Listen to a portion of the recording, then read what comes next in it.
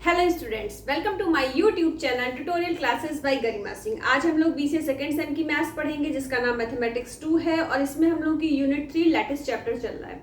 ठीक है, तो देखिए आपके बीसीए सेकंड सेम का कल या नेक्स्ट क्लास जो भी होगी वो आपका लास्ट लेक्चर होगा। आपका पूरा सिलेबस फिनिश हो चुका है, तो अब आपका काम है आगे पढ़ने का। बीसीए सेकंड सेम मैथ्स के नाम से प्लेलिस्ट बनी हुई है tutorial classes by Garima Singh में, आप उस प्लेलिस्ट पे जाइएगा। 24 आवर्स के अंदर आपका पूरा कोर्स फिनिश हो जाएगा। आप आराम से पढ़िएगा तब 24 आवर्स में होगा। अगर आप थोड़ी सी जल्दबाजी करेंगे तो वो 12 घंटे में भी आपका कोर्स, आपका पूरा सिलेबस आप कवर कर सकते हो। इतनी एबिलिटी आपके अंदर है। बीसीए के बच्चों का आईक्यू लेवल काफ़ी अच्छा होता है। ठीक है, तो आइए देखते हैं हम लोग अपना नेक्स्ट टॉपिक, कंप्लीट लैटिस। क्या होता है ये complete lattice? A lattice L is called complete lattice if. इस इफ का मतलब क्या होता है? If and only if every non empty subset of L, कोई सबसेट है, एल मान लीजिए सेट है और एस कोई सबसेट है, ठीक है, has greatest lower bound and least upper bound. जिसमें ग्रेटेस्ट लोअर बाउंड होगा और लीस्ट अपर बाउंड होगा तो वो हमारी, अगर ये कंडीशन फुलफिल होगी तो वो हमारी कंप्लीट लैटिस कहलाएगी। हमने एक एग्जांपल ले लिया, ये देखिए इसमें 0, -1, -2, 1, 2 है, ठीक है, और बाकी आगे डैश डैश डैश लिखा है। ये हमने सेट ऑफ इंटीजर्स दिखाया है। अब सेट ऑफ इंटीजर्स में 0 भी होता है, माइनस में भी नंबर होते हैं, प्लस में भी होते हैं, लेकिन इनकी कोई लिमिट नहीं होती है। कोई लिमिट होती है, कितने भी माइनस तक चले जाएंगे, कितने भी प्लस तक चले जाएंगे, ठीक है। तो set of integers, infinite set is not complete lattice. Infinite set कभी कंप्लीट लैटिस नहीं हो सकता, क्योंकि ना ही कभी हमें लोअर बाउंड मिल पाएगा और ना ही कभी हमें अपर बाउंड मिल पाएगा। जब कोई नीचे भी कोई लिमिट नहीं है, ऊपर भी कोई लिमिट नहीं है, तो ना अपर बाउंड मिलेगा ना लोअर बाउंड मिलेगा। इसलिए ये वाला एग्जाम्पल हमारा कंप्लीट लैटिस का नहीं होगा। लेकिन अगर इसके हम डॉटेड हटा देंगे ऊपर नीचे, केवल ये 5 नंबर ही हो उस फाइनाइट सेट में, तो every finite set is complete lattice. तो एवरी फाइनाइट सेट जो होगा वो हमारा कंप्लीट लैटिस होगा। क्यों होगा? क्योंकि उसमें लोअर बाउंड भी एग्जिस्ट होगा और अपर बाउंड भी एग्जिस्ट होगा। इसके बाद हमारा है बाउंडेड लैटिस। नाम से ही आपको पता चल रहा है बाउंडेड, बाउंड है। If a lattice has both greatest and least element, greatest element को हम 1 से रिप्रेजेंट करते हैं, लीस्ट एलिमेंट को हम 0 से रिप्रेजेंट करते हैं। ये यूनिवर्सल है, ठीक है। अब देखिए, ग्रेटेस्ट का मतलब अपर बाउंड, लीस्ट का मतलब लोअर बाउंड, ठीक है। अब देखिए फिर से हमने सेम एग्जाम्पल लिया और इसमें देखिए ना ही कोई नीचे की लिमिट है ना ऊपर की लिमिट है, इज नॉट बाउंडेड लैटिस। तो ये बाउंडेड लैटिस नहीं होगा, क्योंकि ना ही इसमें ग्रेटेस्ट एलिमेंट पता है ना ही लीस्ट एलिमेंट पता है। लेकिन अगर इसमें हम प्लस इंफिनिटी और माइनस इंफिनिटी यहाँ पे दिखा दें, प्लस इंफिनिटी और माइनस इंफिनिटी दिखा दें, तो ये एक बाउंडेड लैटिस हो जाएगी। कैसे?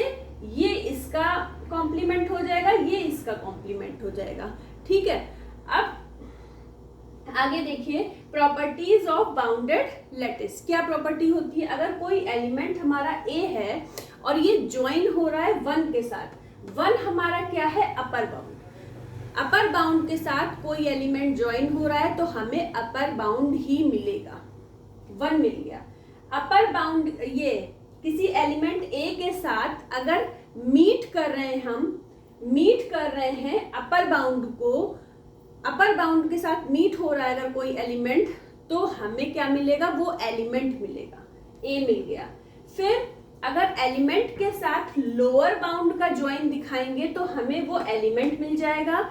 और अगर हम मीट करेंगे एलिमेंट का लोअर बाउंड के साथ, लोअर बाउंड 0, अपर बाउंड 1, तो लोअर बाउंड के साथ अगर हम मीट करेंगे किसी एलिमेंट का तो हमें मिलेगा 0, तो मिल गया 0। तो ये हमारी प्रॉपर्टीज हैं बाउंडेड लैटिस की। इसके बाद हमको पढ़ना है complement of an element in lattice. ये complement of any element in lattice के लिए सबसे पहले लैटिस को बाउंडेड होना बहुत इंपॉर्टेंट है। Let L B lattice, let 0 and 1 its upper and lower bound. हमने आपको पहले भी बताया कि 0 और 1 यूनिवर्सल है। 0 क्या है, लोअर बाउंड है, 1 क्या है, अपर बाउंड है। If a belongs to L, अगर ए कोई एलिमेंट है लैटिस का, is an element, then an element b is called complement of a. अगर B जो है वो कॉम्प्लीमेंट ऑफ A है तो फिर A मीट B क्या होगा, A मीट B हो जाएगा 0, क्योंकि मीट का मतलब lower bound, lower bound universal होता है 0। A ज्वाइन B क्या हो जाएगा 1। मतलब आप ऐसा नहीं सोचो कि 1 ही मिलेगा, 1 को दिमाग में जैसे 1 आए मतलब अपर बाउंड, 0 आए लोअर बाउंड। हो सकता है उस डायग्राम में 1 और 0 ना हो, लेकिन उस डायग्राम में 0 का मतलब जो सबसे नीचे बाउंड है लोअर बाउंड, और 1 का मतलब अपर बाउंड। अभी हम आपको एग्जाम्पल से समझाते हैं, समझ में आ जाएगा। ठीक है, तो देखिए यहाँ हमने स्टार बना के लिख भी दिया है, 0 and 1 are called universal bounds. अब हमने ये 2 एग्जाम्पल ले लिए। डिस्ट्रीब्यूटिव लैटिस आप पढ़ चुके हो, उसमें आपने क्या पढ़ा था कि केवल एक कॉम्प्लीमेंट होना चाहिए, एक एलिमेंट का एक कॉम्प्लीमेंट होना चाहिए या फिर ना हो तो फिर वो डिस्ट्रीब्यूटिव लैटिस होती है। इसमें क्या होता है, इसमें ये होता है कि एक एलिमेंट के कई सारे कॉम्प्लीमेंट्स हो सकते हैं, और किसी एलिमेंट का ऐसा भी हो सकता है कि कोई भी कॉम्प्लीमेंट ना हो। तो ये दोनों एग्जाम्पल है, बस इनमें डिफरेंस क्या है, ये बना हुआ है, इसमें हमने 2 लाइन और बना दी है। अब आप देखना, एजेस बोल लो इनको, एजेस बना दिए। ठीक है, अब देखो अपर बाउंड ऑफ सिस्टम क्या है f, lower bound of system क्या है a। तो a क्या है 0, f क्या है 1। तो मतलब ऐसा नहीं कि वहां 0 लिखा होगा, 0 का मतलब जैसे 0 को लैंग्वेज में बोलेंगे लोअर बाउंड, 1 को लैंग्वेज में बोलेंगे अपर बाउंड, ये दिमाग में रखो। ठीक है, तो अब सिस्टम का यहाँ पे अपर बाउंड है f और लोअर बाउंड है a, वो हमने यहाँ पे लिख दिया। तो अब देखो, तो f का कॉम्प्लीमेंट क्या हो जाएगा a का कॉम्प्लीमेंट क्या हो जाएगा f। ठीक है, ये तो क्लियर होगा। अब हम एक एलिमेंट ले लेते हैं b और c, 2 एलिमेंट ले लिए हमने। अब b और c का ज्वाइन कहाँ पे हो रहा है, अपर बाउंड में। तो ये कंडीशन होती है, ज्वाइन होना चाहिए अपर बाउंड में, मीट होना चाहिए लोअर बाउंड में। ऐसा क्यों, क्योंकि देखिए ज्वाइन में आपको 1 मिल रहा है अपर बाउंड, मीट में 0 मिल रहा है लोअर बाउंड।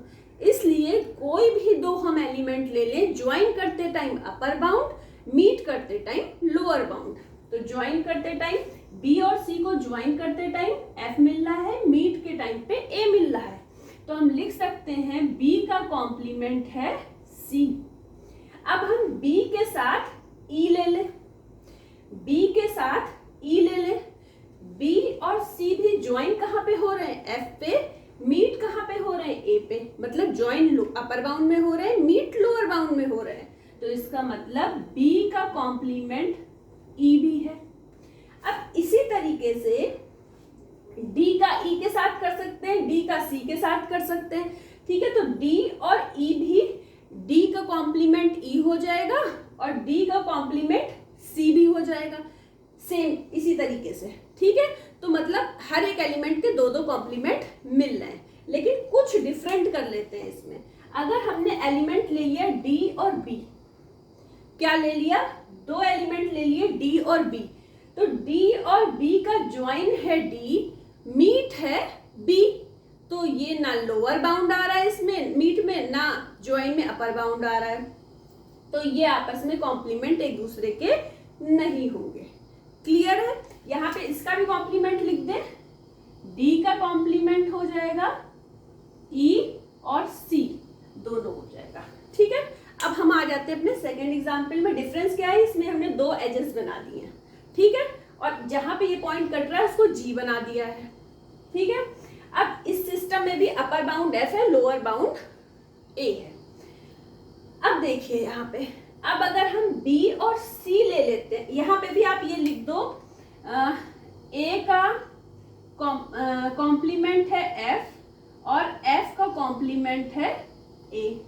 ठीक है, अब यहाँ पे ध्यान से देखो, बी और सी हमने दो एलिमेंट ले लिए, इसका मीट तो ए पे हो रहा है, लेकिन क्या ज्वाइन एफ पे हो रहा है? नहीं हो रहा। देखिए बी और सी का ज्वाइन कहाँ पे हो रहा है?